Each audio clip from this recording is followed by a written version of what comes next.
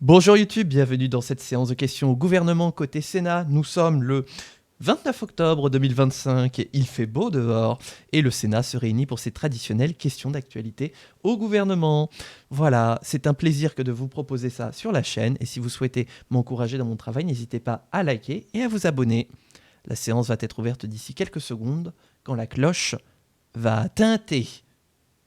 Elle me teinte.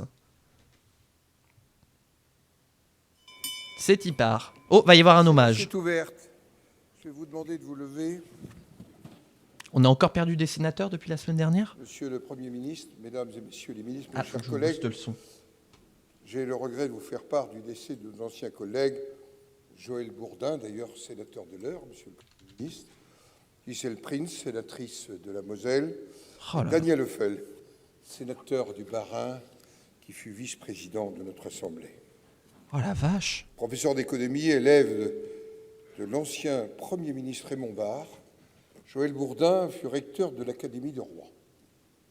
Maire de Bernay, en 1983, fonction qu'il occupera pendant près de 20 ans, il fut conseiller général de l'Eure. N'hésitez pas à poser vos questions. Oui. Sénateur de l'Eure de 1989 à 2014, il siégea au sein des groupes des Républicains indépendants, puis UMP. Joël Bourdin fut membre de la commission des affaires culturelles, puis de la commission des finances, dont il sera le vice-président en 2004. Il sera aussi le président de la délégation sénatoriale à la prospective. C'est bon le son. Son soutien inconditionnel aux plus vulnérables laisseront une empreinte dans notre Assemblée. Militante associative, puis syndicale, avant de s'engager en politique au sein du Parti socialiste, Gisèle Prince fut au niveau des départements générale de la Moselle. Son engagement en faveur de la cause des femmes marquera l'ensemble de sa carrière. Les députés sont élus sur des circonscriptions territoriales, les sénateurs y sont élus par département. Sénatrice de la Moselle, de 1996 à 2014, elle fut membre de la Commission des affaires sociales, de la délégation aux droits des femmes, dont elle sera la vice-présidente. Grand serviteur de l'État, Daniel Leffel fut secrétaire d'État auprès du ministre de la Santé et de la Famille. Oui, c'est ça, voilà. Ministre des Plusieurs Transports sénateurs par de département. l'aménagement du territoire et des collectivités locales. Figure emblématique de la vie politique alsacienne. Président du Conseil général du Bas-Rhin, Daniel Leffel fit son entrée au Sénat en 1977. Il fut membre du groupe de l'Union centriste des démocrates de progrès, puis du groupe de l'Union centriste, dont il a été d'ailleurs le président. Membre éminent de la commission des lois, il fut un ardent défenseur de la décentralisation. Il fut vice-président du Sénat de 2001 à 2004. Écouté et respecté de tous ses collègues, il marqua profondément notre Assemblée de sa rigueur et de sa droiture. Je me souviens l'avoir vu présider ici même. Au nom du Sénat, je veux présenter nos condoléances les plus attristées aux familles de nos collègues disparus. En leur mémoire, je vous propose d'observer un moment de recueillement. Et demain aura lieu le culte d'action de grâce pour Daniel Leffel dans l'église Saint-Thomas de Strasbourg, où Claude Kern représentera le Sénat. Je vous propose un moment de recueillement. Voilà, quelques secondes de recueillement à la mémoire d'anciens collègues sénateurs qui nous ont quittés. Donc, décidément, entre la semaine dernière et cette semaine, on les cumule. D'habitude, c'est un peu moins fréquent que ça, mais là, ouais, il y a eu pas mal de problèmes. Bah, c'est à Strasbourg, ouais. C'est le concordat d'Alsace-Moselle, c'est une situation spécifique. Et donc, oula, attention à pas tomber, monsieur. Et on va y aller pour les QAG.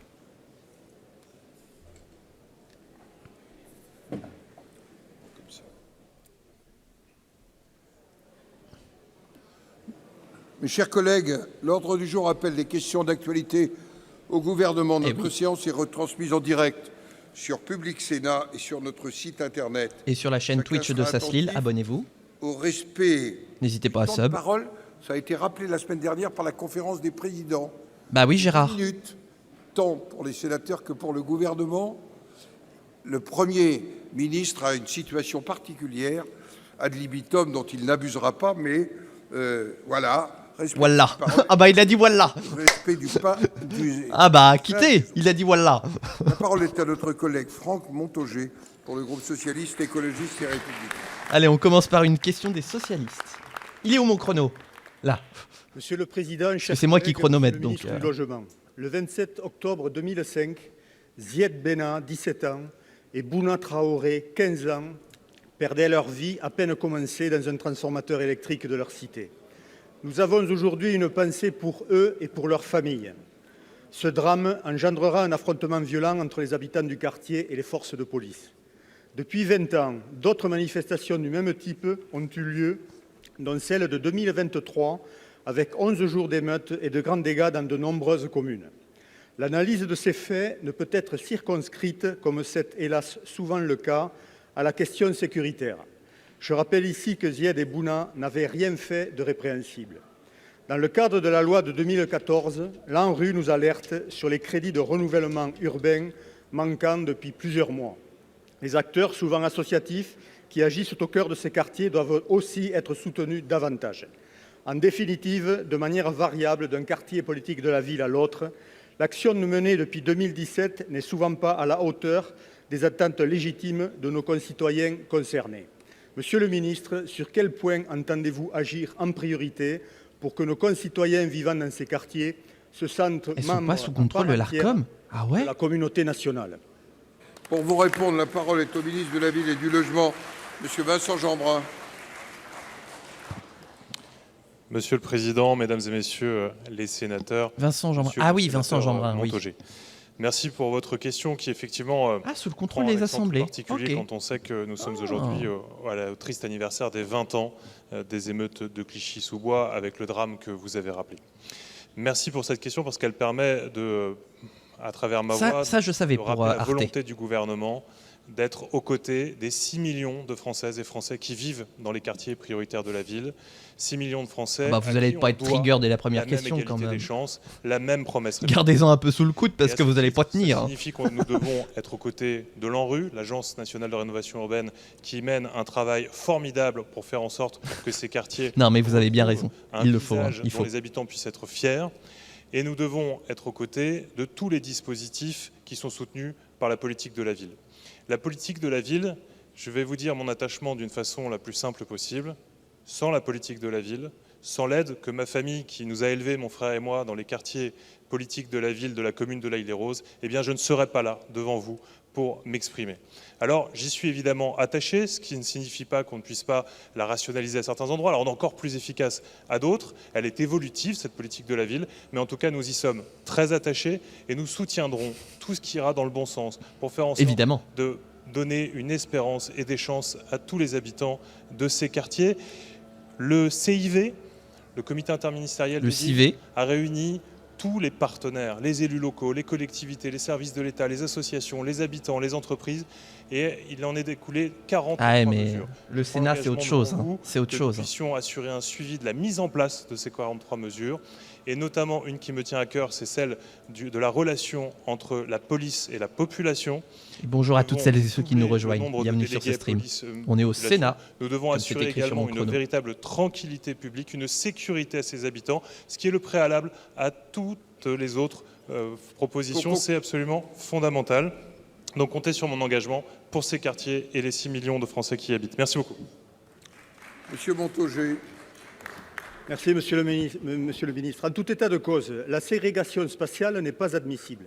Où que ce soit sur le territoire national, il ne doit pas y avoir de citoyens de seconde zone. L'égalité républicaine effective doit demeurer un objectif majeur. À minima, le développement du droit commun permettant un égal accès aux services publics doit être votre priorité. Je ne sais pas si vous l'entendez, mais ça fait du jardinage en bas de chez moi, donc ça souffle fort. Positivement ces quartiers. Ce n'est pas le cas. À voir si le micro le capte. Par leur travail, souvent de première ligne, je tiens à le rappeler, l'apport de leurs habitants à la vie nationale est considérable.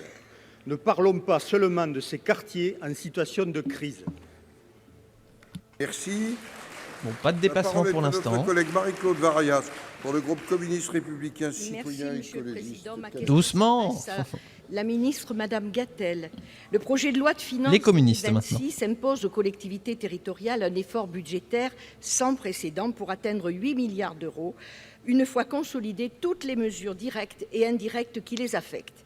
Alors que leur dette ne représente que 8% de la dette publique nationale, cette année encore, elles vont subir la réduction de la compensation des impôts économiques supprimés, le resserrement du FCTVA, le gel de la DGF, la baisse du fonds Pour vert, celles et ceux qui n'ont l'augmentation pas de la l'habitude, on parle TGAP. beaucoup des Pire communes et des encore, le collectivités Dilico territoriales, reste puisque l'an c'est passé là va où voir sont son élus les montant sénateurs. doubler pour être porté à 2 milliards d'euros, multipliant par 2 le nombre de collectivités concernées.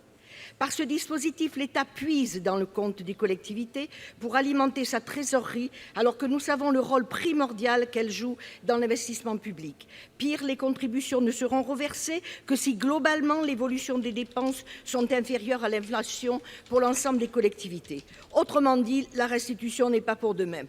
Comment le gouvernement peut-il justifier un tel transfert de charges vers les territoires alors que la moitié de la hausse de la dette publique depuis 2017 découle directement des baisses, exonérations et suppressions d'impôts décidées par lui et qui atteignent 62 milliards d'euros entre 2017 et 2023 selon la Cour des comptes?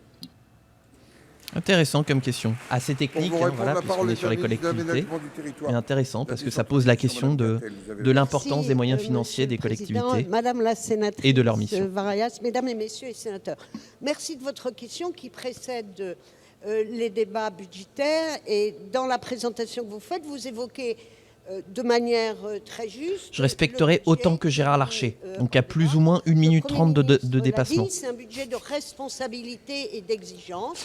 Je rappelle que nous avons collectivement une responsabilité qui est de redresser notre budget pour corriger le niveau de déficit que nous avons. Et comme nous parlons de cela, nous parlons des services publics, des écoles, de la justice, des policiers. L'effort demandé est exigeant, il l'est pour tout le monde.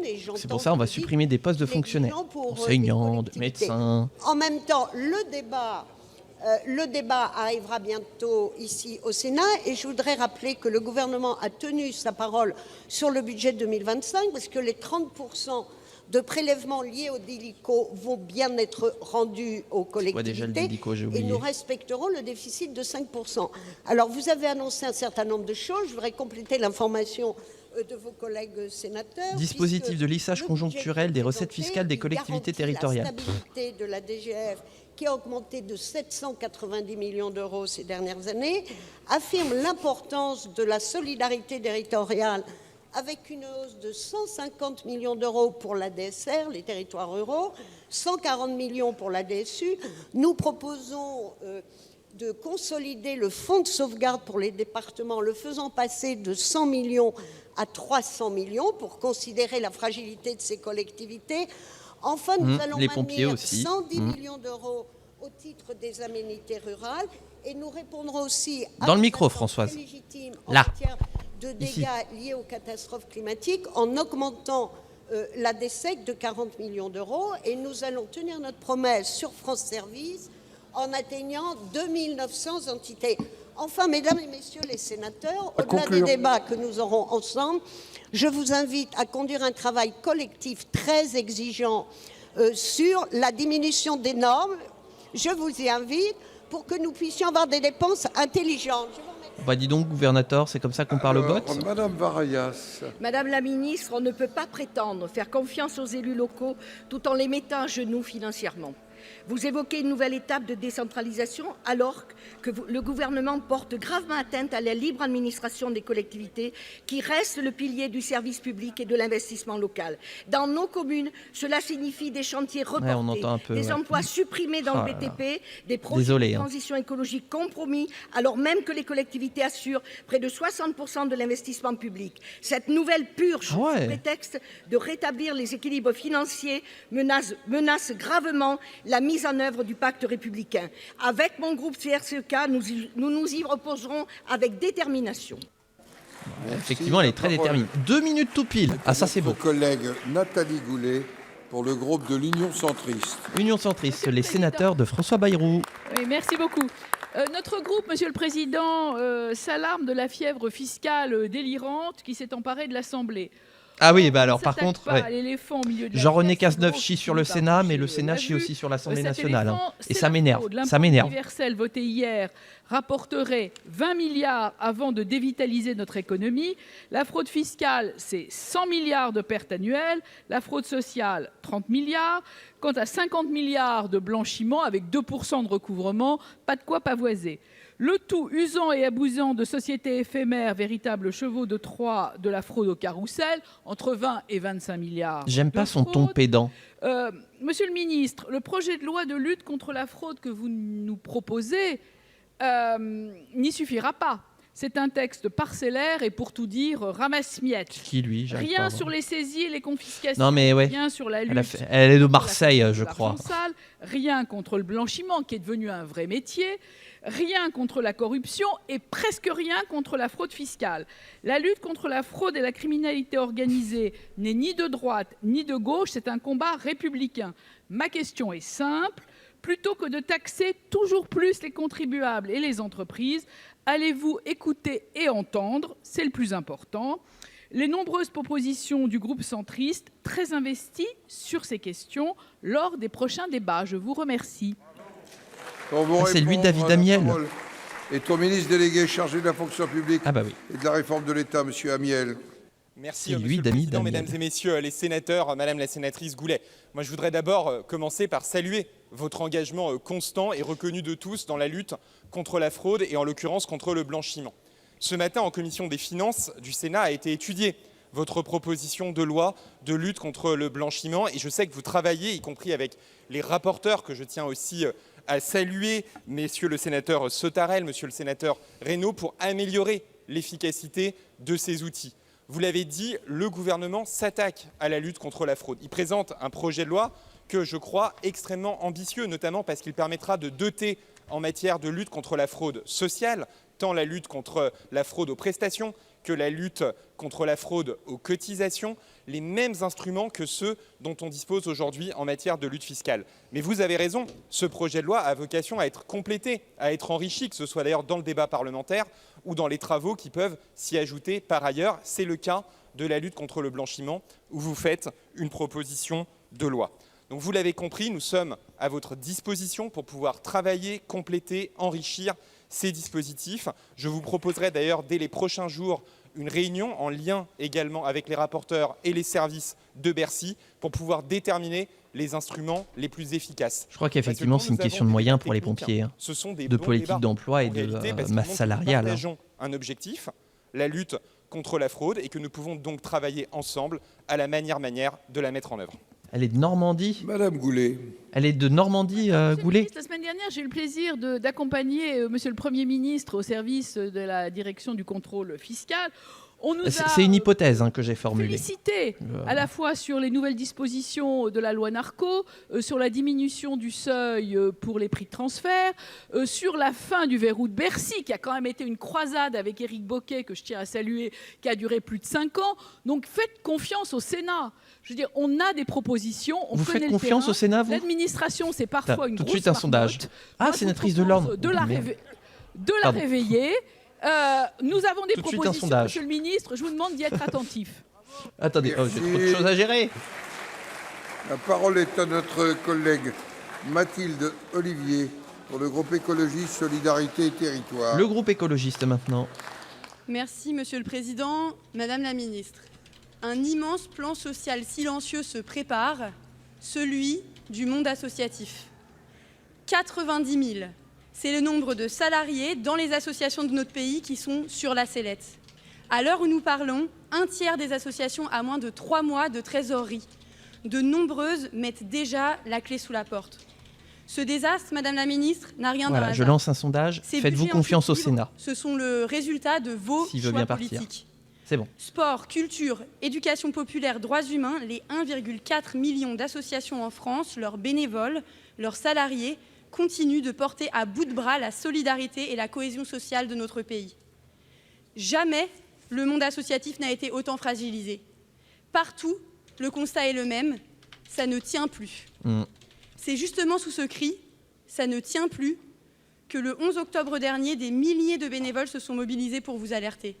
Dans nos ruralités, nos quartiers, nos zones périurbaines, ce sont ces femmes et ces hommes qui tiennent encore debout nos associations. Ils donnent leur soirée, leur week-end pour défendre l'intérêt général et maintenir le lien social dans nos territoires. Ils sont notre fierté. Faites-vous confiance au Sénat? Voilà. Mais ils ne demandent C'est ni la question. compassion, ni grand discours. Ils demandent des moyens. Madame la ministre, les semaines D'une manière à venir seront générale. décisives. Allez-vous redonner souffle à nos associations en soutenant des budgets à la hauteur des enjeux, ou bien soutiendrez-vous celles et ceux à droite et à l'extrême droite qui tentent de restreindre encore davantage les libertés associatives, et laisserez-vous mourir ces structures qui font vivre nos territoires? Pour vous répondre, la parole est à la ministre des Sports, de la Jeunesse et de la Vie associative. Madame la ministre. Merci, Monsieur le Président, Mesdames Marina et Messieurs Ferrari. les sénateurs, Madame la sénatrice. Ce serait bien de dire les noms aussi. Merci, Madame, tout d'abord d'avoir porté un hommage aux associations qui font vivre notre territoire. J'ai l'habitude de dire en tant qu'élu local que sans ces hommes et ces femmes qui sont partout aux côtés de nos concitoyens, la France n'aurait pas le même visage. Vous m'alertez sur Donc ça, c'était les éléments de langage. Nos associations Maintenant, qui la sont réponse. réelles. Et d'ailleurs, vous avez rappelé la manifestation qui a été organisée le 11 octobre et qui, bien évidemment, est un appel que nous devons entendre. Aussi, Madame, je voudrais vous préciser que le gouvernement a entendu la demande des associations. Les crédits de mon ministère, dans le projet de budget tel qu'il vous est portés sont sanctuarisés. D'abord sur les fonds structurels, je pense notamment au FDVA qui n'a cessé de croître ces dernières années, qui est sanctuarisé à hauteur de 70 millions d'euros, qui est quand même une enveloppe aujourd'hui qui va... Le Fonds du développement de la vie associative, FDVA. Nos petites associations qui souvent sont les plus fragiles, et également au travers du FONGEP, le Fonds de coopération de la jeunesse et de l'éducation, qui est également sanctuarisé.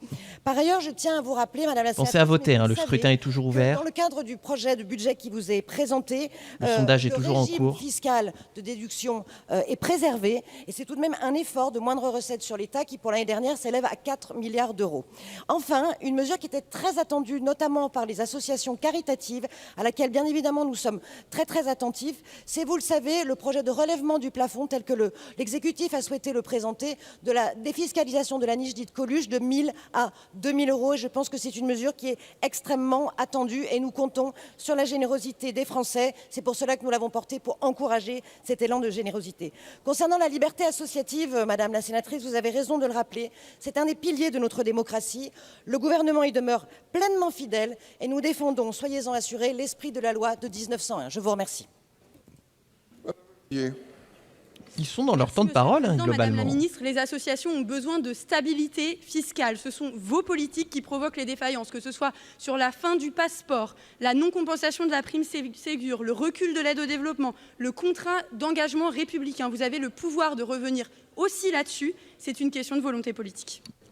Merci. La parole est à notre collègue Laurent Duplomb pour le groupe Les Républicains. Allez, le sénateur Duplomb. Vous vous souvenez de la PPL Duplomb? Bah, c'est lui, monsieur Duplomb.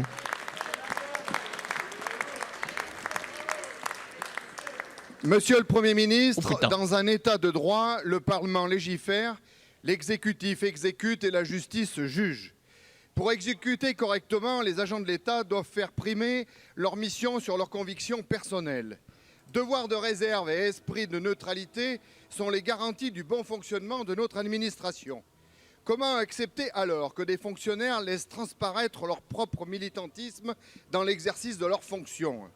Ce phénomène enfle. Il accuse qui, là? D'associations comme le Lierre, rassemblant des hauts fonctionnaires qui se permettent, au mépris de leur devoir de réserve, de communiquer publiquement et de façon critique sur les politiques publiques en matière agricole.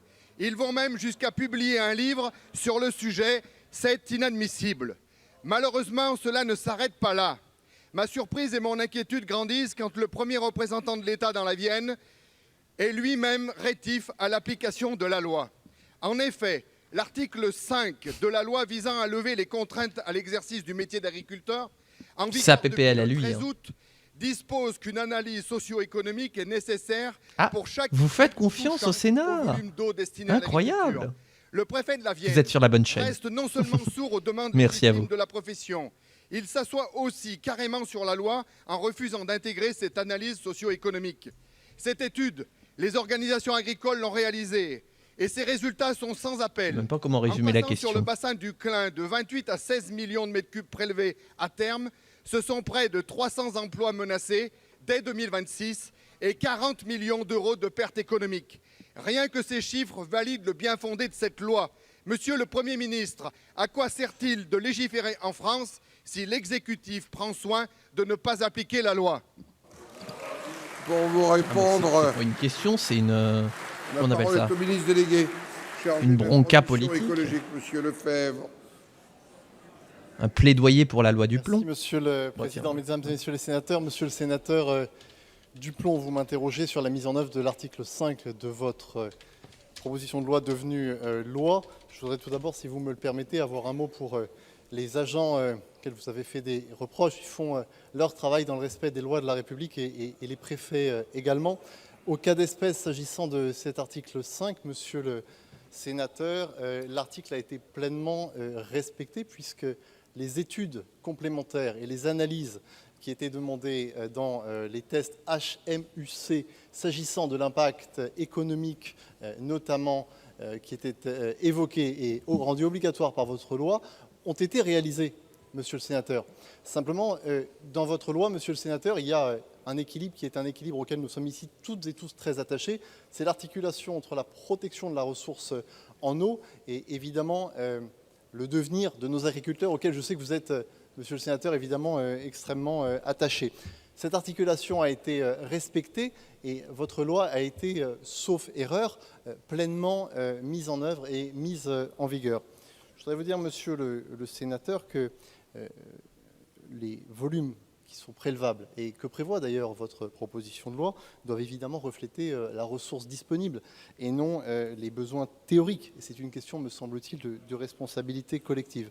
Qu'il faille évidemment accompagner nos agriculteurs, qu'il faille faire en sorte que la transition ne soit pas brutale. C'est évidemment tout le sens de l'action. Il se prend un peu les pieds dans le Madame tapis. La ministre Genevard, sous l'autorité du Premier ministre.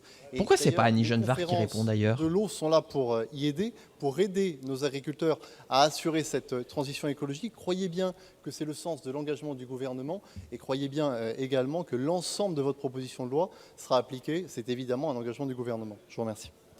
Monsieur Duplon, vous avez 10 secondes. Vous attendez pour des... Monsieur le ministre, Qu'est-ce qu'il a dit ? De m'inscrire en faux par rapport à ce que vous venez de dire. L'étude socio-économique n'a pas été prise en compte. Comment expliquer qu'avec 300 emplois et 40 millions de Oh, je sens venir le dépassement de temps de parole. Je le sens venir. Prélèvement de près de moitié. Qui peut penser, avec l'évolution du climat, que l'agriculture puisse se passer d'eau? Je pense que personne ne peut le penser objectivement. C'est pas pour aujourd'hui. Enfin, c'est pas pour tout de suite le dépassement. François Patria pour le groupe du Rassemblement des démocrates progressistes et indépendants. Le président du Merci, groupe Monsieur le macroniste Président. du Sénat. Mesdames, Messieurs les ministres, mes chers collègues, Monsieur le Premier C'est ministre, voilà le Premier ministre qui va entre lui la rigueur répondre. budgétaire aveugle et la démagogie complaisante, il existe un chemin, celui de la responsabilité éclairée. C'est ce chemin que nous souhaitons prendre à vos côtés. Donc Avec ça va le parler groupe budget. RDPI, nous portons une conviction inébranlable. Maintenir le cap budgétaire bien en dessous des 5% de déficit n'est pas une option, c'est une nécessité absolue. Sans ce cap, c'est toute notre crédibilité qui serait affaiblie. Des décennies pour construire, un budget pour le détruire. Or, la parole de la France ne se marchande pas. Elle ne se négocie pas. Elle ne se brade pas. C'est la sécurité financière de tous les Français qui en dépend. Mais soyons clairs, la rigueur sans discernement est une impasse. La responsabilité budgétaire ne peut s'affranchir de l'équité territoriale. À ce Équité, titre, toi. Monsieur le Premier ministre, nous n'abandonnerons pas les territoires les plus vulnérables, et au premier chef, nos outre-mer.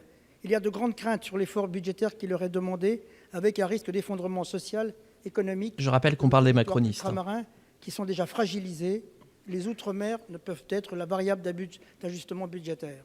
Fidèle au combat que nous menons depuis 8 ans, le groupe RDPI continuera de défendre la valeur travail avec acharnement.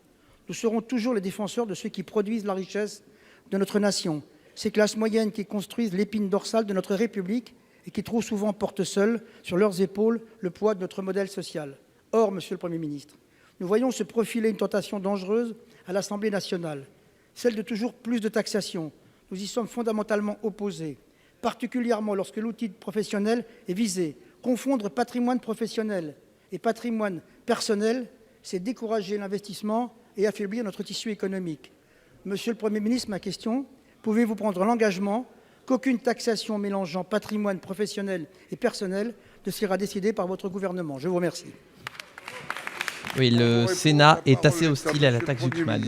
Assez pour pas dire Monsieur le Président du Sénat, pratiquement entièrement. monsieur d'abord permis au Donc nom je du chronomètre gouvernement, le Premier monsieur le ministre, Président, mais il n'est de pas soumis au l'associer dépassement à du vous temps de parole. et à Donc vos là, les hommages 2 pour les minutes 3 30, ça compte pas. parlementaires qui nous ont quittés et dont, je le dis sous le contrôle d'Hervé Moret et des sénateurs de l'heure, une pensée particulière pour le sénateur Joël Bourdin. Monsieur le ministre, monsieur le Président François Patriat, d'abord les territoires d'outre-mer.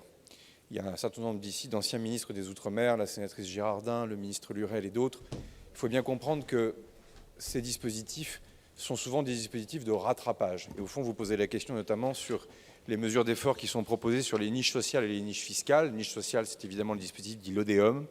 Et j'ai demandé aux ministres, la ministre Amélie de Montchalin, la ministre Naïma Moutchou, de réunir les parlementaires d'outre-mer très vite, parce qu'au fond, on voit bien que les efforts qui sont demandés sur ces lignes budgétaires ne sont pas adaptés aux situations locales. On est déjà sur des dispositifs qui sont des dispositifs de rattrapage. Et donc évidemment, en mauvais français, le risque de stop and go peut avoir un effet absolument délétère sur la vie économique locale. Ça veut donc dire qu'il faut faire 2 choses. Évidemment, trouver des mesures d'adaptation rapides. Oui, Larcher aussi menaçait de rétablir la réforme des retraites aussi. Des situations locales, parce que en fonction des territoires d'outre-mer, ça va être marrant, les débats budgétaires au Sénat. N'est pas la même toujours que la question du tourisme, qui n'est pas toujours la même que la question de l'agriculture. Et là, on voit bien qu'on a un enjeu de dialogue local et d'adaptation. Si je devais former un vœu, je ne sais pas ce qu'il est possible de faire dans cette majorité, enfin ce manque de majorité à l'Assemblée nationale, mais pour construire des majorités d'idées, ça pose aussi la question, et ça avait été porté. Je crois qu'il voulait dire la majorité au Sénat, mais il n'y a plus de majorité au Sénat, elle a éclaté. Qui désormais ont 10 ou 15 ans, niche fiscale comme niche sociale, et les adapter aux Ça va être beau la de majorité en territoires. 2026 Donc, en tout cas, au Sénat. Le premier engagement que je prends devant vous, c'est de très vite mettre autour de la table les parlementaires d'outre-mer, régler l'urgence, c'est-à-dire PLF, PLFSS, niche sociale, niche fiscale, mais de ça donnerait un motif de censure pour essayer de projeter ces dispositifs en les adaptant. Et je ne peux pas ne pas non plus citer les situations toutes particulières en Nouvelle-Calédonie, avec des dispositifs liés au statut de la Nouvelle-Calédonie, ou de Mayotte, liés au post-cyclone, qui nous oblige évidemment aussi à accélérer un certain nombre d'investissements. Ça, c'était pour l'outre-mer, mais je pense que c'est un point clé, parce que souvent les parlementaires, les journalistes, les élites parisiennes, pour le dire de manière globale, ne regardent pas suffisamment de près ces questions liées aux Outre-mer, et je crois que... Je rêve où ils jouent la carte anti-système, là. L'équité territoriale, et qu'on ne peut pas se lancer sur la décentralisation et l'adaptation de nos textes sur l'ensemble de l'organisation territoriale du pays sans tout de suite faire très attention aux territoires d'Outre-mer.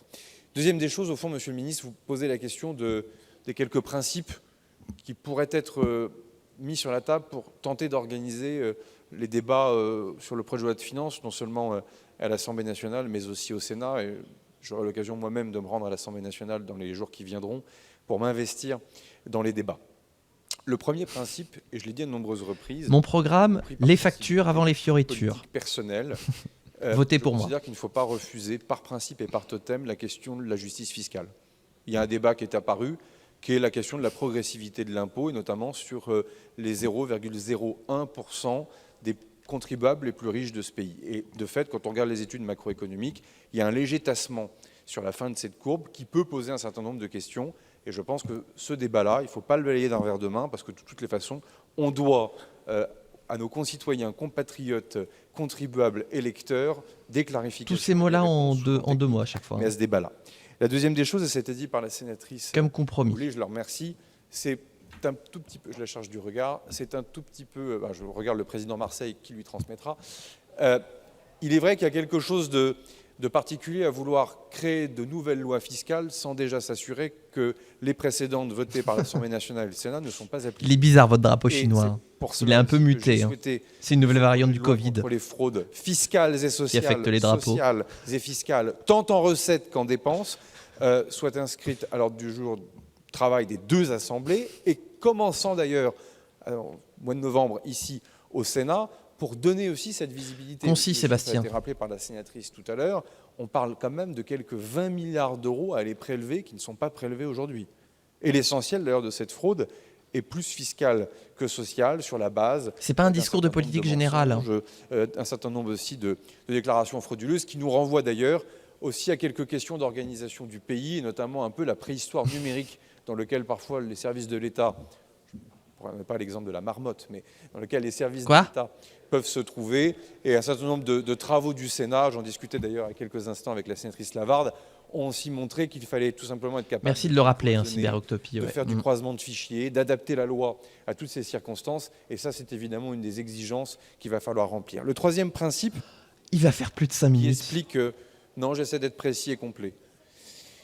En 2 mots. Le troisième principe, c'est... complet en 2 mots. Plaire, monsieur le sénateur, c'est la question de l'optimisation fiscale.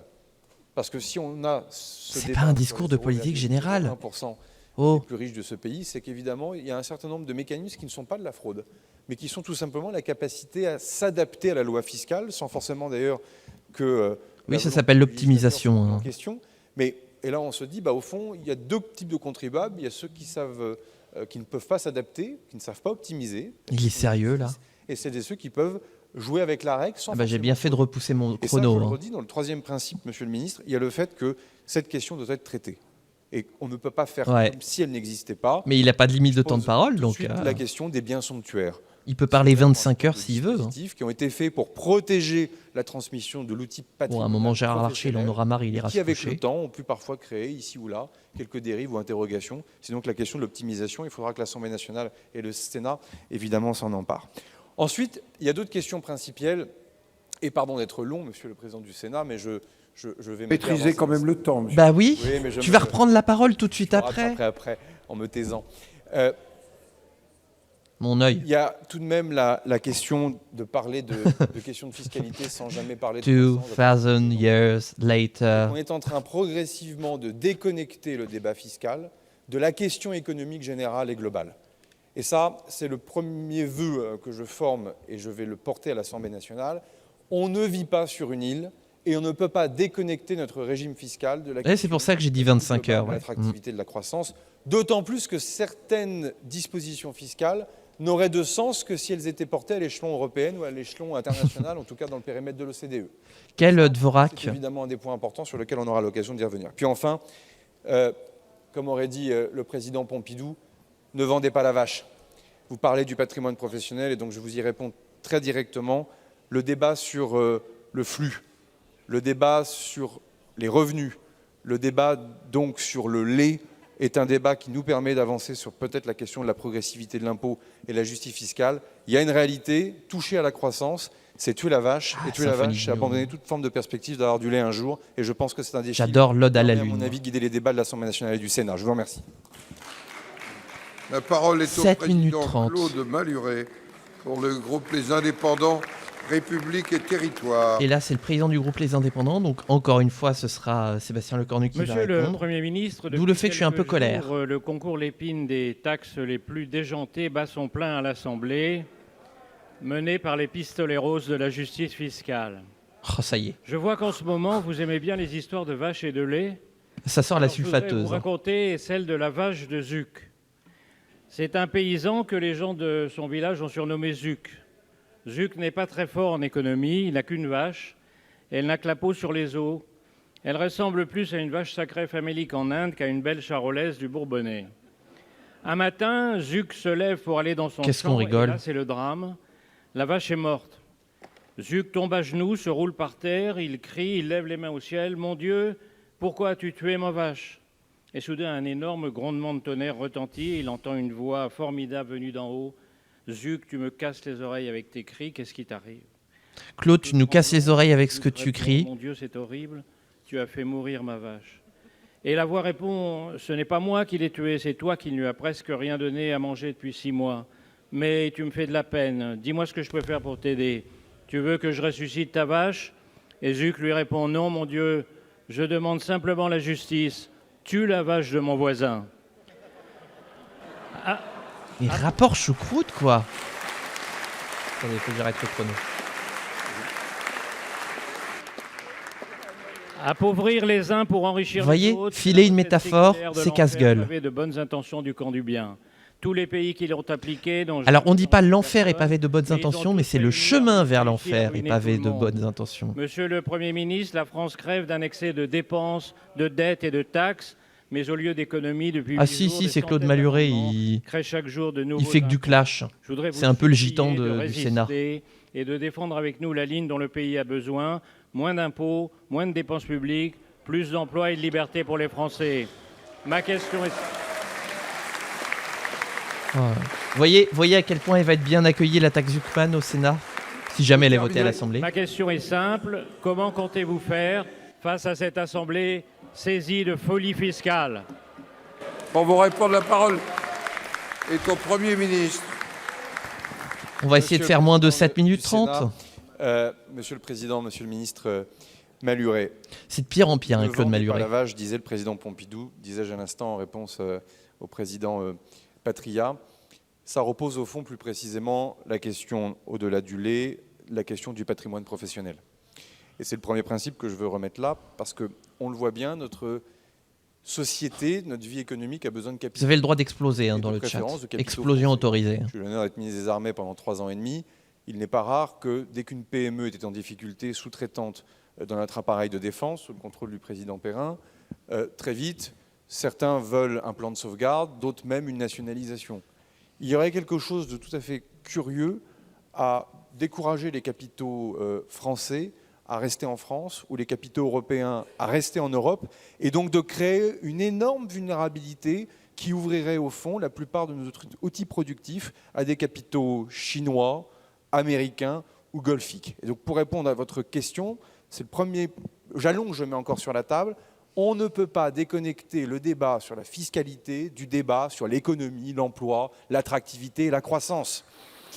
Et ça, je pense que derrière, c'est le débat technique qui va permettre d'aller plus loin que le seul débat politique. La deuxième des choses, Monsieur le Ministre, vous avez été précisément ministre en charge des droits de l'homme.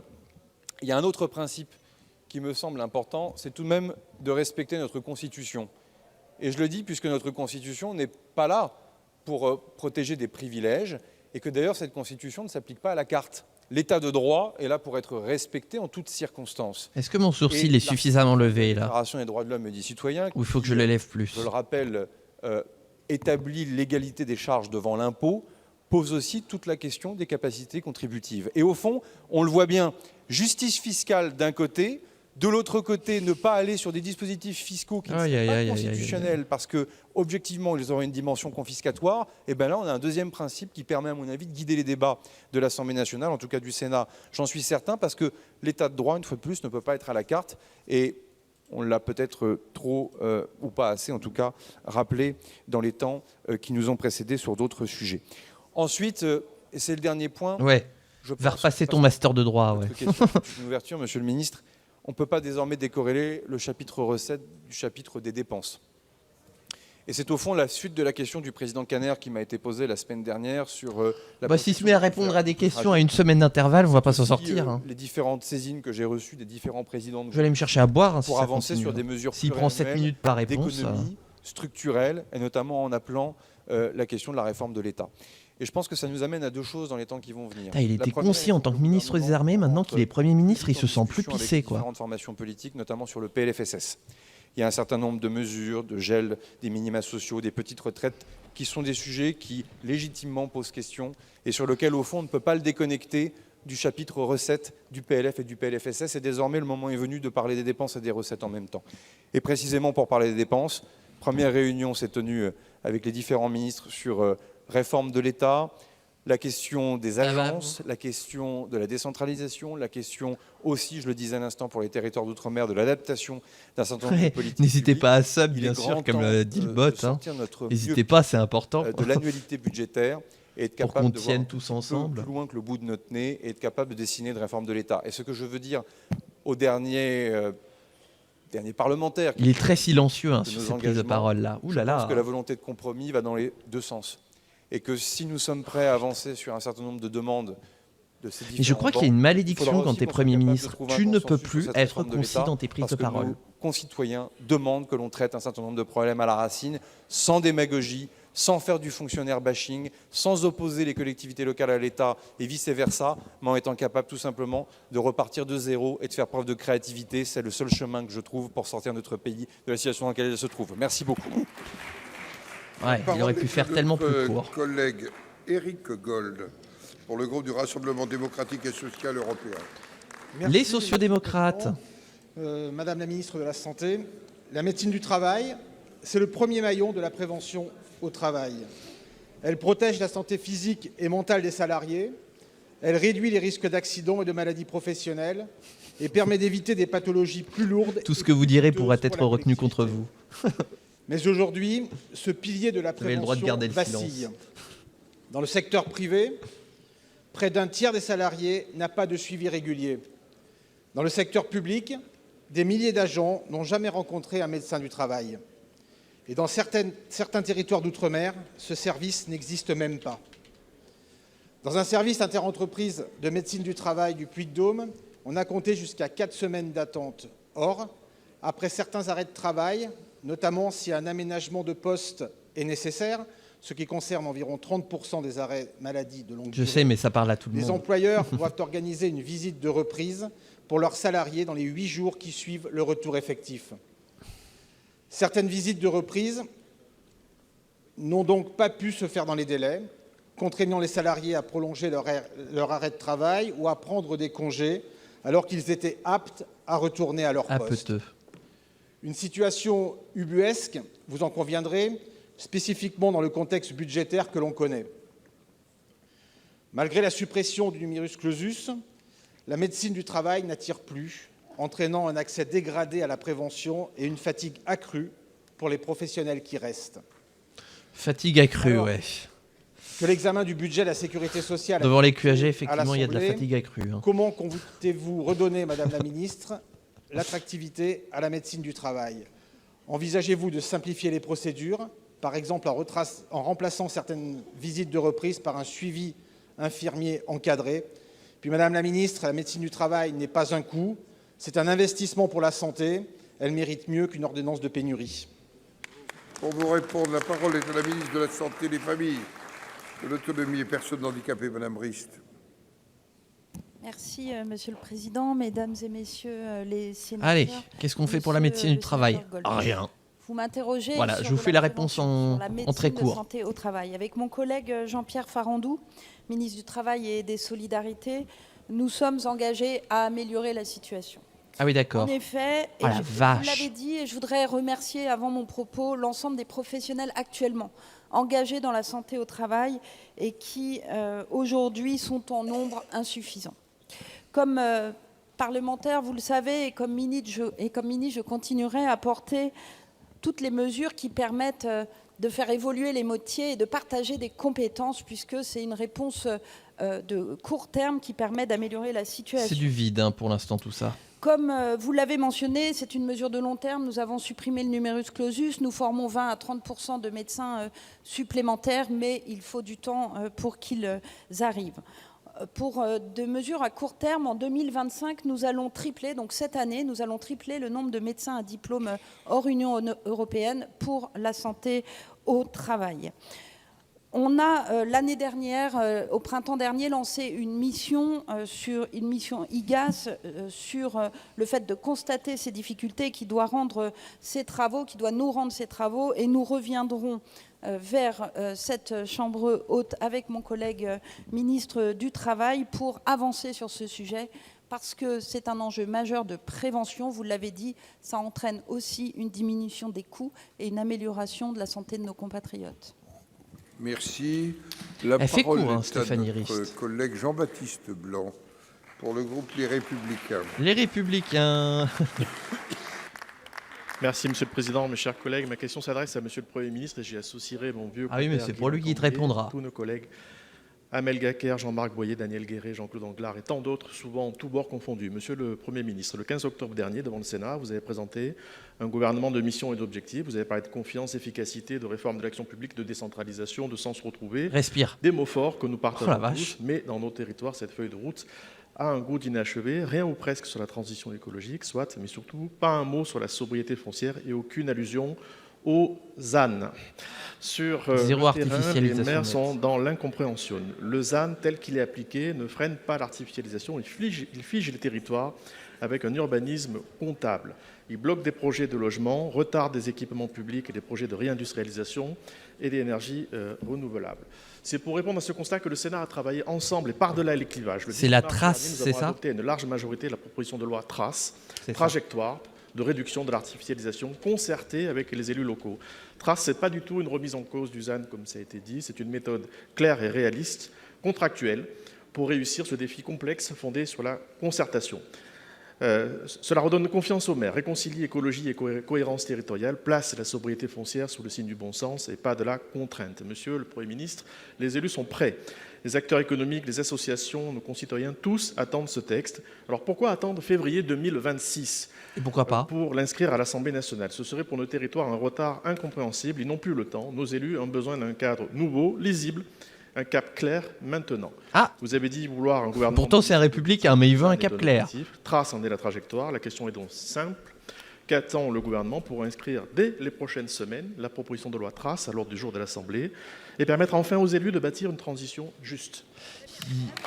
Il m'a provoqué un effet au niveau de ma respiration. J'avais du mal à respirer avec son rythme de parole. Et de la décentralisation. Merci, Monsieur le Président, Monsieur le Sénateur. La réponse, ça va être simple. Il n'y a déjà pas le temps à l'Assemblée. Votre question, la détermination et l'endurance du Sénat sur un certain nombre de sujets, dont celui-là. Merci de votre question qui permet de préciser les intentions du gouvernement. Ça va toujours, vous, le chat ? Effectivement, dans les prochaines semaines, prochaine étant un mot qui vous va bien et qui peut nous convenir, puisque ça n'est pas quantifié, mais en tout cas, dès la rentrée de janvier, le gouvernement a annoncé son intention d'inscrire à l'Assemblée la PPL issue du Sénat. Pour ça, il faut qu'il résiste. Il faut qu'il passe l'année. Associé à ma réponse, les parlementaires qui ont coécrit ce courrier avec vous au Premier ministre, le sénateur Boyer, la sénatrice Gacquer, le sénateur Guéret et le sénateur Cambier. Nous savons, monsieur le sénateur, et ici chacun le dit, que nous ne pouvons ignorer l'exigence de frugalité foncière quand nous savons que dans notre pays, nous avons consommé en 50 ans l'équivalent de ce que nous avons consommé pendant 500 ans. Toutefois, ce que nous appelons le ZAN est sans doute l'exemple même d'une disposition normative qui n'a pas été calibrée et qui en tout cas ne prend pas en compte suffisamment la différenciation des territoires. Donc je vous propose, monsieur le sénateur, ainsi qu'à vos collègues, que nous entreprenions un dialogue pour faire le point sur la PPL. T'as raté Sébastien Lecornu qui a fait très concis. De 2 chambres, voilà. Et que l'Assemblée demande au a chat un point de vue de te résumer un peu Lecornu. différent de celui du Sénat. De la même manière, je rencontrerai les députés concernés et j'œuvrerai avec vous, je suis sûr que vous le souhaiterez, à rapprocher les points de vue pour que nous sortions de ce qui est une sorte d'impasse. Je vous remercie. Vous avez 9 secondes ? Non. Ah pas de réponse. Voilà, comme ça on gagne du temps, on récupère le temps perdu. Notre collègue Florence Blatrix-Contat pour le groupe socialiste, écologiste et républicain. Le retour des socialistes. Monsieur le Président, Monsieur le Ministre, mes chers collègues, je voudrais vous parler de 2 économistes de renommée mondiale, Joseph Stiglitz, prix Nobel d'économie, et Olivier Blanchard, ancien chef économiste du FMI. Tous deux soutiennent sans ambiguïté la taxe proposée par Gabriel Zucman sur les très hauts patrimoines. Pourquoi ? Ça va faire jaser au Sénat. Parce que notre système fiscal permet aujourd'hui aux ultra-riches de s'affranchir de la solidarité nationale. Pendant que leur patrimoine s'envole, passant de 200 milliards en 2015 à plus de 1200 milliards aujourd'hui, leur contribution, elle, diminue. Les 0,01% les plus riches sont imposés 2 fois moins que le reste de la population. Où est la justice ? Où est l'égalité ? Pourtant, l'article 13 de la Déclaration des droits de l'homme et du citoyen est clair. La contribution commune doit être également répartie entre tous les citoyens en raison de leurs facultés. Joseph Stiglitz le dit, la France peut montrer l'exemple au monde. Olivier Blanchard le confirme, la taxe Zucman est nécessaire, plus efficace que la taxe holding qu'il juge insuffisante. Les Français, eux, ont tranché, ils soutiennent cette taxe à 86%. Pourtant, votre gouvernement refuse cette mesure et ne propose aucune alternative crédible. Or, c'est à vous qu'il revient de présenter des solutions capables de rassembler une majorité. C'est à vous qu'il revient de trouver des ressources fiscales capables de dégager des rendements significatifs et rétablir la justice fiscale. Refuser d'agir, c'est faire le choix d'augmenter les franchises médicales, de geler les pensions, les APL ou encore l'allocation adulte handicapé. Alors, Monsieur le Ministre, allez-vous enfin proposer une contribution significative des au patrimoine, indispensable pour redresser nos finances publiques et épargner les classes moyennes et populaires, ou persisterez-vous à protéger les fortunes les plus colossales? Je vous remercie. Pour vous répondre, la parole est au ministre délégué en charge de la fonction publique, M. David Amiel. Le retour de David Amiel. Non, mesdames et messieurs les sénateurs, madame la sénatrice Blatrix-Contat. Il est évident que quand des efforts importants soient demandés, pour qu'ils soient acceptés, il faut qu'ils soient partagés. Mais le problème de la France, ce n'est pas que les taux d'impôt sont trop bas, ils sont records en Europe. Le problème de la France, c'est que ces taux d'impôt sont effectivement parfois contournés. Ils le sont contournés de manière illégale, c'est la lutte contre la fraude, nous en avons parlé, ou ils peuvent être contournés de manière légale mais abusive, et c'est la suroptimisation fiscale à laquelle le Premier ministre a fait référence. Vous avez bien entendu, commence à beugler quand elle a parlé de la taxe. Le gouvernement ne s'est pas emparé de cette question. Ce que le Premier ministre a évoqué, c'est-à-dire le fait que des multimillionnaires, des milliardaires voient leur taux d'impôt effectif baisser parce qu'ils abusent de l'optimisation fiscale, est non seulement un constat, mais il a guidé des dispositions qui sont dans le texte initial qui vous est présenté. Je pense à la prolongation de la contribution différentielle sur les hauts revenus, je pense à la taxe sur les holdings, vous faites référence aux travaux de l'Institut des politiques publiques à Paris, ils ont précisément montré l'usage qui pouvait être fait de ces holdings, nous nous y attaquons, et bien entendu, nous aurons ensuite des débats pour pouvoir enrichir et compléter ces propositions. Mais je vous le dis, le débat sur la justice sociale, il ne peut pas être uniquement un débat fiscal. La justice sociale, c'est aussi les emplois. La justice sociale, c'est aussi les salaires. La justice sociale, c'est aussi la réindustrialisation. Et on en parle suffisamment dans nos assemblées. Donc je ne voudrais pas que ce que nous faisons dans le projet de loi de finances... J'ai cru qu'il allait se tirer une balle dans le pied. Il n'était pas loin. ...construire par ailleurs. Il n'était pas loin. Pour laquelle l'appareil de production, l'outil productif, les biens professionnels que le Premier ministre a évoqués doivent être protégés. Parce qu'en 1981, lorsqu'il y a eu le gouvernement le plus à gauche de la Ve République, ils avaient décidé de ne pas toucher aux biens professionnels parce que quand les premiers débats avaient eu lieu, on avait vu les risques J'ai envie de chanter maintenant, Stéphane. Sur l'économie française. Donc tirons les leçons du passé, améliorons ce qui doit l'être, défendons évidemment la justice sociale et fiscale, mais protégeons notre économie parce que sinon ce sont toujours les classes populaires et les classes moyennes qui payent la facture. La parole est à notre collègue Rémy Pointereau pour le groupe Les Républicains. Pointereau, non faux, pardon. Les Républicains. Monsieur le Premier ministre, il a quand même bien répondu à la question, mais voilà, il exprime la position du gouvernement. Il est contre. Et je vous l'adresse au nom de la commission spéciale que j'ai l'honneur de présider. Ce projet de loi adopté par le Sénat en octobre 2024, puis à l'Assemblée nationale en juin dernier, est aujourd'hui à l'arrêt depuis 6 mois. Pourtant, avec mes collègues rapporteurs Catherine Di Folco et Yves Bleunven, nous avons enrichi ce texte de mesures concrètes, parmi lesquelles le test PME porté par notre collègue Olivier Reitmans. Ce projet est très attendu par nos TPE et nos PME. Nos entreprises n'en peuvent plus. Nous nous dirigeons vers un record de défaillance, notamment dans l'industrie automobile et dans le bâtiment. Ce qu'elles demandent, ce n'est pas davantage d'aide. Ce qu'elles réclament, c'est de la stabilité, de la confiance et surtout de la simplification pour pouvoir travailler librement.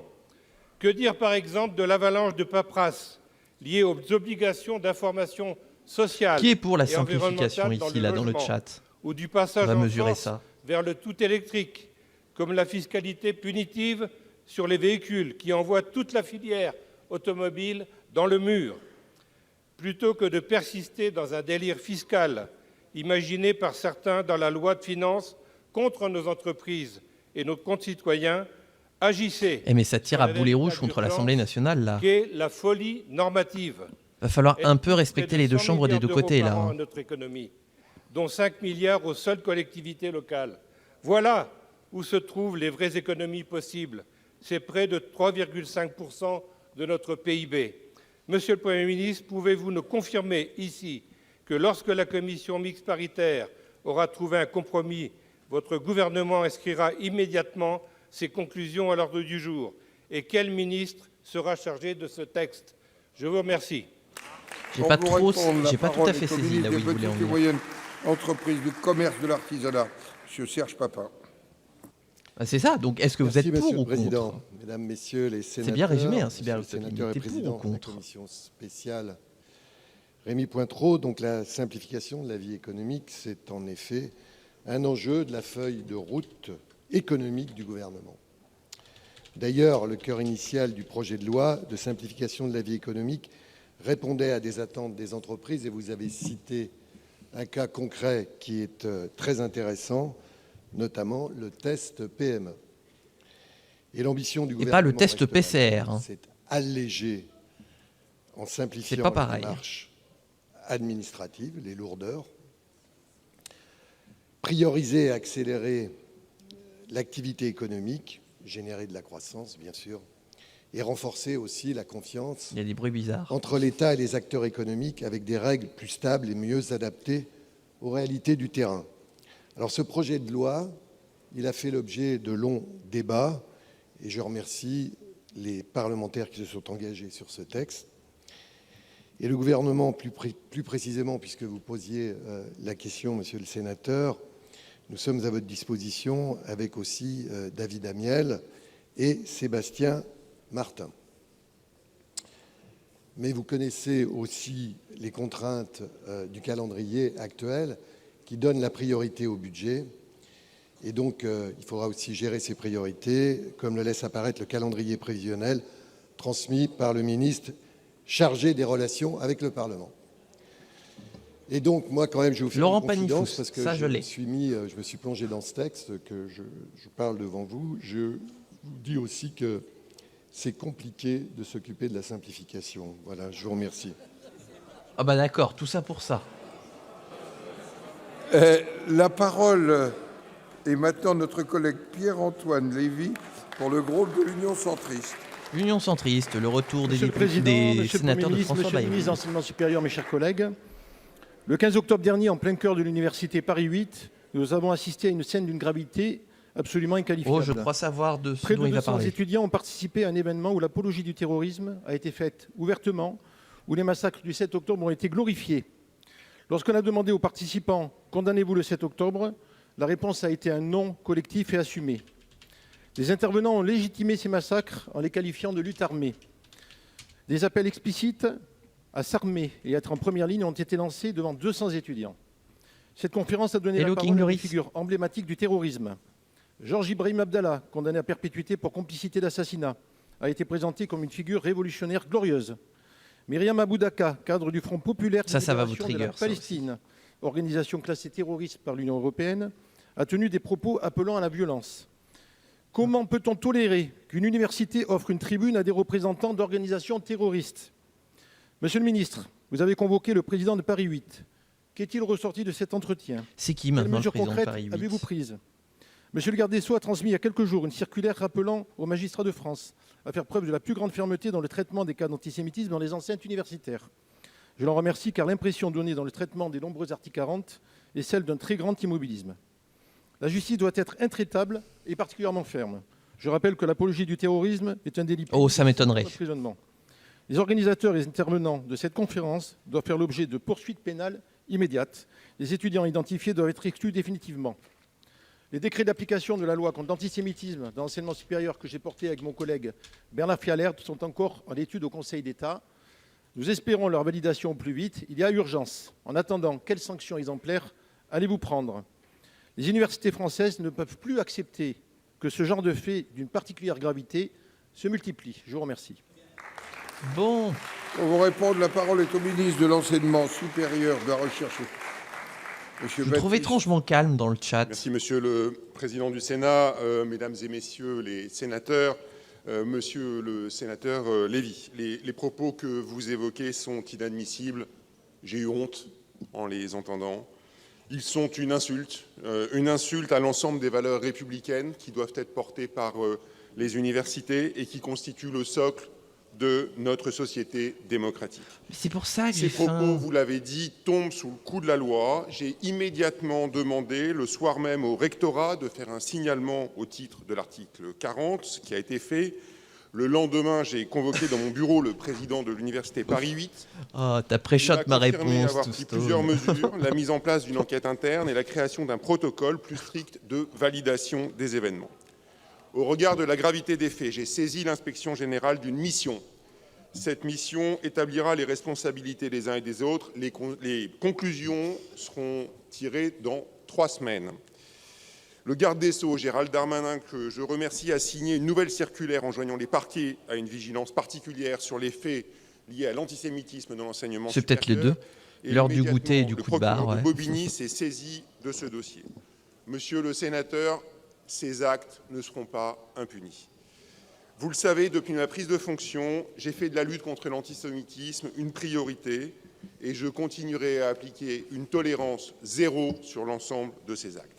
J'ai soutenu ici même la proposition de loi que vous avez portée avec le sénateur Bernard Fialaire qui donne davantage d'outils au président, notamment sur le volet disciplinaire. Les décrets d'application seront publiés à la fin du mois de novembre. Soyez assurés de la détermination absolue du gouvernement pour lutter contre tous les faits antisémites, en particulier, évidemment, dans les universités. Par contre, on ne chauffe pas le micro. Hein. Monsieur Lévy, vous avez quelques secondes, non?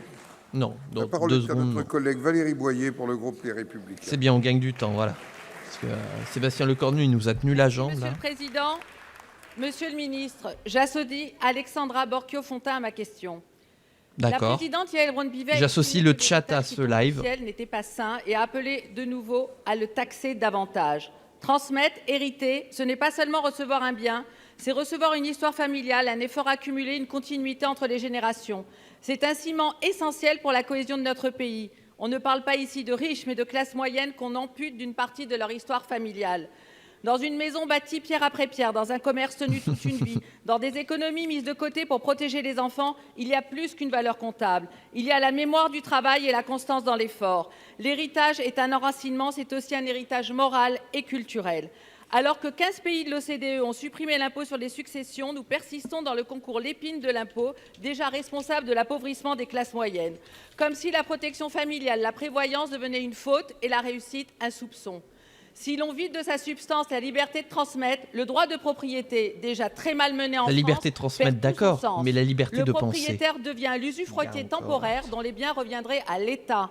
Protéger la transmission ne signifie pas refuser la solidarité nationale, c'est respecter l'équilibre. L'héritage est un lien entre le passé et l'avenir. Il incarne aussi la solidarité intergénérationnelle, l'idée que l'on travaille non pas pour soi seul, mais pour ceux qui viendront après nous. Un pays se renforce en permettant de transmettre, pas en pénalisant ceux qui bâtissent et s'enracinent. Le déraciné se croit ouvert alors qu'il est vide. Il confond l'ouverture et la désorientation, disait Barès. Taxer toute une vie jusqu'à la tombe, ça suffit. Ah, pardon. Pour vous répondre, la parole est au ministre délégué chargé de la fonction publique de la réforme, M. Amiel. Toujours Amiel. Merci, Monsieur le Président, Mesdames et Messieurs les sénateurs, Madame la sénatrice. Il est évident que quand on a travaillé toute sa vie, on souhaite pouvoir aider, transmettre à ses enfants. C'est une aspiration fondamentale, c'est une aspiration naturelle. Et j'ajouterais, parce que chacun a évidemment ses propres références, qu'il n'est pas besoin de citer Maurice Barrès pour s'y retrouver. Je crois que ça fait partie du pacte républicain dans lequel nous nous retrouvons dans notre immense majorité. Vous m'interrogez sur les mesures de fiscalité en matière de succession et de donation. La première priorité, je crois, aujourd'hui, quand on a une épargne qui est massive et qui d'ailleurs se concentre dans des âges de plus en plus élevés, qu'on a des jeunes qui ne parviennent plus à accéder à la propriété, c'est de pouvoir faciliter et accélérer les donations. Et le gouvernement sera prêt à travailler avec le Parlement à des mesures qui iront en ce sens. La deuxième chose qui me paraît évidemment très importante, et je voudrais faire le lien avec la question à laquelle j'ai répondu il y a à peine quelques minutes, c'est évidemment partout de lutter contre la suroptimisation, parce qu'on a des taux très élevés qui s'imposent à la plupart des Français, vous y avez d'ailleurs fait référence, et puis dès qu'il y a des dispositifs fiscaux, il peut y avoir des comportements abusifs de suroptimisation. De nombreux rapports au Parlement se sont d'ailleurs penchés dessus. Nous devons pouvoir y travailler à l'Assemblée nationale, au Sénat, en commission mixte paritaire, avec toujours la même boussole, celle de protéger ceux qui prennent des risques, qui investissent, qui créent des richesses et de l'emploi. Et je pense en particulier à la nécessité de défendre notre tissu de PME et d'ETI industriels face notamment à ceux qui veulent supprimer le pacte Dutreil, ce qui serait véritablement criminel pour notre économie et notre tissu productif. Nous devons enfin améliorer la reconnaissance du travail. Parce que si ce débat arrive aujourd'hui, si tant de Français ne parviennent plus à s'en sortir, à acheter un premier appartement, une première maison sans apport de leurs parents, c'est d'abord parce que le travail ne paye plus assez. Et c'est à court terme ce que nous devons faire dans ce projet de loi de finances. Madame Boyer. Monsieur le ministre, il est temps de vous reconnecter au peuple réel. Préserver l'héritage, c'est préserver la France. Les Français attendent Mais je le vois pas. fiscale, pas la mais ça lutte des s'affiche classes pas là, pour leur ça s'affiche succession là. familiale. Il faut réduire les taxes en vigueur comme nous le demandons depuis des années avec constance en agissant sur les niches qui déséquilibrent l'ensemble du système. Merci pour les bits. Respecter le deuil en allongeant le délai légal d'acquittement des droits comme le demande le sénateur Rapin. Favoriser les donations et transmissions en ligne directe et indirecte démesurément taxées. Et protéger l'héritage, c'est préserver la cohésion de notre nation, c'est maintenir ce fil invisible entre les générations, celui du travail, de la responsabilité et de l'espérance. Dit-elle d'un air bien énervé. La parole est à notre collègue Serge Mérillot pour le groupe socialiste. Les socialistes, encore une fois. Républicain. Ah, c'est Annie Genevard qui va répondre. Monsieur le Président, C'est là qu'on va voir Madame s'il y a la du ministre, dépassement de chers temps de parole. La précédente épisodie Pas de de plus de grippe 30 aviaire, secondes. 22 millions de volailles abattues en 2022, a traumatisé nos éleveurs. 22 millions. Pourtant, Madame la Ministre, vous avez décidé, sous la pression de Bercy, de réduire la prise en charge par l'État de la vaccination contre l'influenza aviaire. Il s'agit d'économies budgétaires de bout de chandelle qui mettent en péril toute la filière avicole et qui coûteront à l'État des centaines de milliers ou de millions d'euros d'indemnisation. Aujourd'hui, l'Allemagne est submergée par l'épizootie. Chez nous, ce sont 100 000 volailles qui viennent d'être abattues. Le coût du vaccin pour les éleveurs n'y est pas pour rien.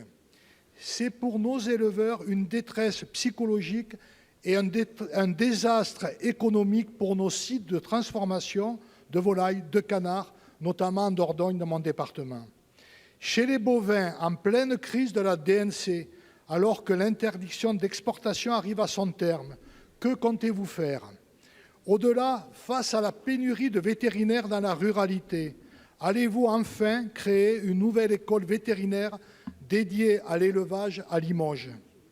Madame la Ministre, ce ne sont pas simplement des maladies du vivant, mais les failles d'un modèle confronté au dérèglement climatique. Allez-vous enfin engager une vraie politique sanitaire durable et préventive ? Les éleveurs, mais aussi les citoyens, attendent du changement. Pour vous répondre, la parole est à la ministre de l'Agriculture. C'est maintenant que tout va se jouer sur la prédiction. Souveraineté alimentaire, Madame Annie Genevard. Merci, Monsieur le Président, Mesdames et Messieurs les sénateurs, Monsieur le sénateur Serge Mérillot. Vous avez raison, le réchauffement climatique a accru le nombre d'épisodes sanitaires très redoutables pour nos élevages. Sans déconner. En France et partout en Europe. Et vous évoquez l'influenza aviaire. C'est une terrible épizootie pour laquelle la France a déployé une stratégie efficace fondée sur un triptyque, la surveillance active pour dépister l'infestation, la vaccination.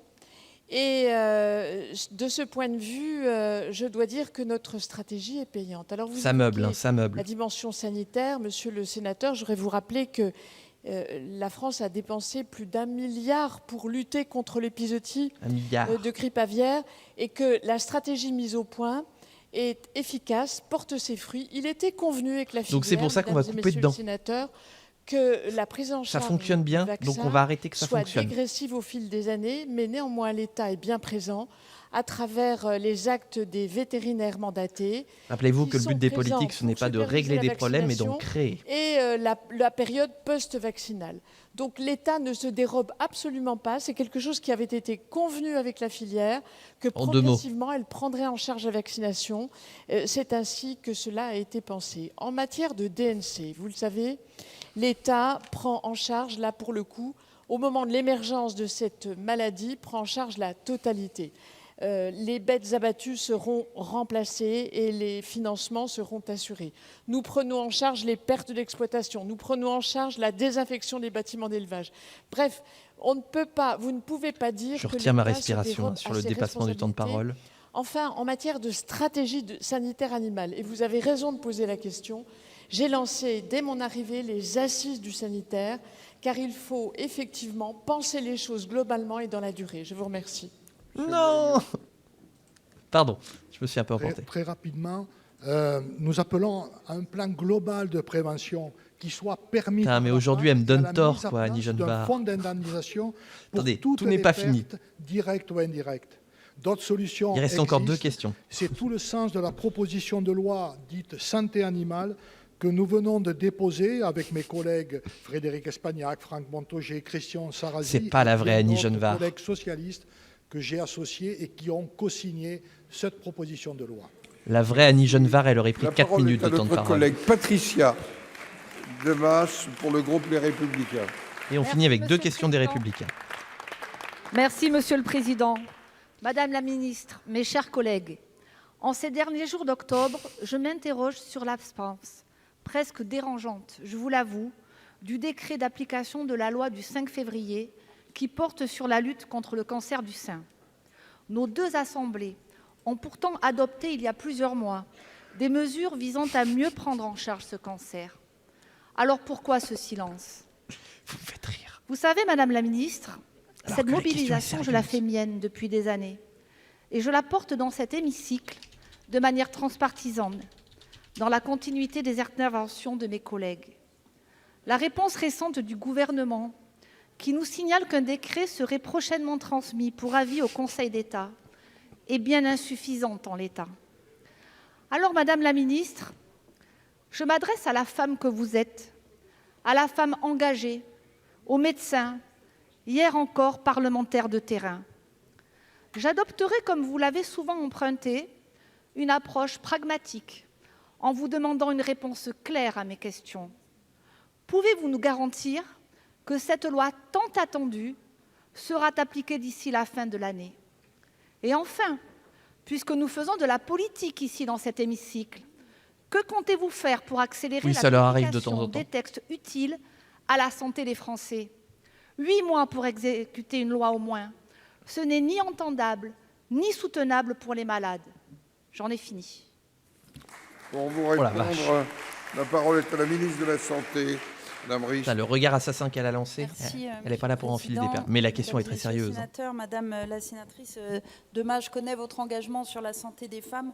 Vous connaissez le mien par ailleurs et surtout l'engagement du gouvernement qui est pleinement mobilisé pour que la prise en charge de ces femmes soit complète, équitable tout au long du parcours. Le mois d'Octobre Rose, d'ailleurs, nous rappelle que c'est un enjeu à la fois médical, mais humain et sociétal aussi. Je ne reviens pas sur le décret, puisque vous en avez parlé, il est en cours de travail. On a besoin d'un peu de temps, Madame la sénatrice, pour éviter les redondances. Notamment. La réponse va faire mal. J'ai d'ores et déjà, la semaine dernière, pu annoncer une partie des mesures de cette loi, notamment la prise en charge à 100% des prothèses capillaires, des perruques pour les femmes, pour toutes les femmes. Et ça, c'est une avancée sur laquelle on peut s'accorder. Il y a aussi des travaux en cours pour le tatouage, la prise en charge du tatouage des seins et inscrire les soutiens-gorge compressifs sur la liste supplémentaire. Je l'ai dit, nous avons besoin d'encore un peu de temps pour travailler sur les redondances et faire que les mesures que nous prendrons dans ce décret soient réellement effectives. Vous savez que vous pouvez compter sur mon engagement pour poursuivre ce travail. Je vous remercie. Madame Demas. Fait des réponses tellement Madame la courtes, Ministre, Rist. je vous remercie pour vos réponses. Mais vous me l'accorderez, il y a quand même un décalage entre la vie au quotidien des Français, le vécu de leur maladie Oula, ça flotte. et la réponse tardive de l'État. Les lenteurs administratives ne sont pas une fatalité, Madame la Ministre. Il vous appartient de fixer des délais pour que les lois puissent être exécutées.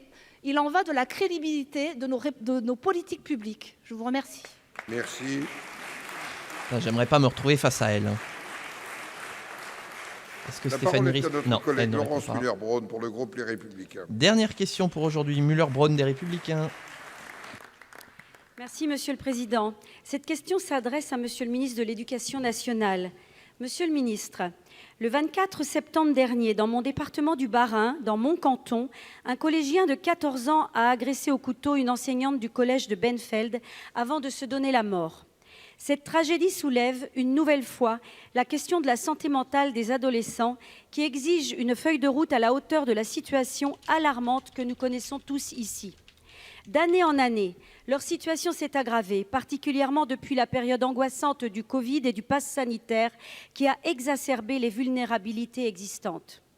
Alors qu'il aurait fallu renforcer l'attention pour ces jeunes, nombre d'enquêtes et de rapports pointent une pénurie de médecins, de psychologues et d'infirmières scolaires. Sur le terrain, Les enseignants m'ont exprimé leur détresse et leur sentiment d'impuissance à pouvoir leur relayer les élèves en souffrance. Le collège de Benfeld, 800 élèves, illustre cette déshérence, avec une psychologue présente une journée et demie par semaine, aucun médecin scolaire et des infirmières réparties sur plusieurs écoles. Le collège de Sundouze, 30 km plus loin, qui subit le non-remplacement de l'infirmière scolaire et de la psychologue, malgré des absences longue durée. Ces consultations sont pourtant un maillon essentiel. Le Sénat a d'ailleurs fait adopter en mai dernier la reconnaissance de la spécialité infirmière de l'éducation nationale. Pouvez-vous nous confirmer, Monsieur le ministre, que le décret d'application sera publié rapidement et au-delà, quelles seront les mesures prises concrètement en milieu scolaire pour la santé mentale désignée grande cause nationale de l'année 2025 ? Entre les causes de l'année et les causes du quinquennat... J'ai l'impression qu'à chaque fois, les causes sont jamais défendues. Merci, Monsieur le Président, Mesdames et Messieurs les sénateurs. Madame la sénatrice Laurence Muller-Bronn, je vous remercie d'abord de votre question. D'abord parce qu'elle me permet de témoigner à nouveau de ma solidarité vis-à-vis de notre collègue qui a été victime du drame de Benfeld qui renvoie non, mais je suis d'accord. Beaucoup plus large que vous évoquez. Ensuite, parce qu'elle répond, s'inscrit en écho très précisément à l'une des 3 priorités que je me suis fixée en arrivant, c'est-à-dire je m'inscris en plein dans tes propos, Pierre Atata. Nous avons une étude de l'INSERM qui est sortie, comme vous le savez, il y a quelques semaines. Et Cyberoctopie aussi, d'ailleurs. Oui. Qui montre que 30% de nos élèves aujourd'hui, des jeunes d'ailleurs, de 11 à 24 ans, présentent à un moment de cette période des troubles anxieux ou dépressifs. Et vous savez aussi que depuis notamment... l'épisode du Covid, nous avons un nombre de consultations aux urgences psychiatriques qui a très fortement augmenté de la part de nos jeunes étudiants, de nos jeunes élèves. Donc, la priorité, elle est absolument partagée et avec ma collègue de la santé, nous y travaillons ensemble. Qu'est-ce qu'on peut faire par rapport à ça si on se projette un tout petit peu maintenant dans l'avenir ? La première chose, c'est que nous sommes en train de déployer dans tous les établissements un protocole dit de santé mentale qui permet en fait d'apporter une réponse de premier niveau, notamment en termes de repérage. Ça veut dire concrètement que vous avez désormais 2 personnes par établissement qui, d'ici le mois de décembre, vont être formées au repérage en santé mentale et qui pourront s'appuyer sur un conseiller placé au niveau zen pour également les épauler. La deuxième chose, c'est que dans ce cadre-là, nous travaillons actuellement avec la ministre de la Santé sur un dispositif de coupe-fil. Autrement dit, lorsqu'aujourd'hui un élève est repéré comme ayant un trouble de la part d'une infirmière scolaire ou d'un médecin scolaire, quand il est orienté vers la médecine de ville, il est, si je puis dire, en attente d'un rendez-vous qui potentiellement peut prendre plusieurs semaines ou plusieurs mois. Nous travaillons actuellement pour qu'il y ait un coup de fil et que la mise en lien puisse être immédiate. Et enfin, en termes de moyens, vous savez que dans le projet de budget, nous apprêtons à recruter 300 infirmières, psychologues et assistantes sociales supplémentaires pour précisément apporter une réponse complète à ces troubles. Merci. Dernière chance pour la prédiction. Merci, Monsieur le Président. Monsieur le Ministre, ce sont des annonces. C'est arrivé le 24 septembre dernier. Nous sommes aujourd'hui le 29 octobre. Il n'y a rien de changé. Il n'y a rien de changé. Moi, je suis ces collèges dans leur conseil d'administration. Il n'y a rien de changé. Les gens sont formés. Il y a des psychologues, il y a des infirmières, mais ils ne sont pas dans les établissements. Ils ne sont pas là. Donc, cette proximité, c'est là. Et les enseignants nous ont dit, on voit les élèves en difficulté, mais on peut les envoyer nulle part. Merci. Merci, Monsieur le Premier ministre, Mesdames et Messieurs les ministres. Je vais suspendre la séance. Elle sera reprise à 16h30 pour la lecture des conclusions de la commission mixte paritaire sur la proposition de loi visant à modifier la définition pénale du viol et des agressions sexuelles. C'est vrai. La séance est suspendue. Et voilà, c'est la fin de cette séance de questions d'actualité au gouvernement côté Sénat aussi. J'espère qu'elle vous aura plu. Bon, bah, vraiment, moi, je reste convaincu que comment dire, Sébastien, enfin, il y a une malédiction sur Matignon qui fait que quand tu es nommé Premier ministre, tu ne peux plus faire concis. Dès que tu prends la parole, c'est minimum pour un quart d'heure. Moi je vois que ça autrement. Bon, du coup, il faut croire que mes remontrances sont remontées à la conférence des présidents du Sénat, puisque du coup, la prédiction, il n'y a pas eu de dépassement de temps de parole de plus de 30 secondes. Voilà, c'est triste, mais c'est comme ça. Toc, voilà. Je confirme donc la prédiction. Voilà.